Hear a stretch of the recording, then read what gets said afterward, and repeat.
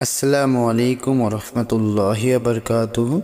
প্রিয় দর্শক, আজকে রাসূলুল্লাহ সাল্লাল্লাহু আলাইহি ওয়াসাল্লামের 10টি ছোট্ট হাদিস শুনে নেব।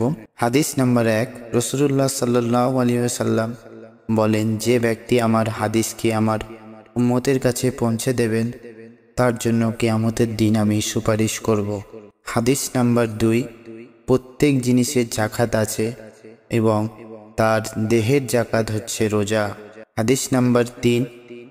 মানুষের মধ্যে যারা মৃত্যুকে বেশি স্মরণ করবে এবং উহার জন্য যারা প্রস্তুতি নেয় তারাই সবচেয়ে বুদ্ধিমান।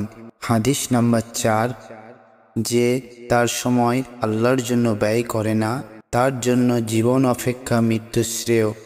হাদিস নাম্বার 5। যে সব সময় ইস্তেগফার অতএব ক্ষমা প্রার্থনা করে তাদের সাথে বেশি বেশি ওঠা বসা করুন, কেননা তাদের হৃদয় সব থেকে বেশি কোমল হয়। হাদিস নাম্বার 6। সূরা ফাতিহা প্রায় 1000 রোগের ওষুধ।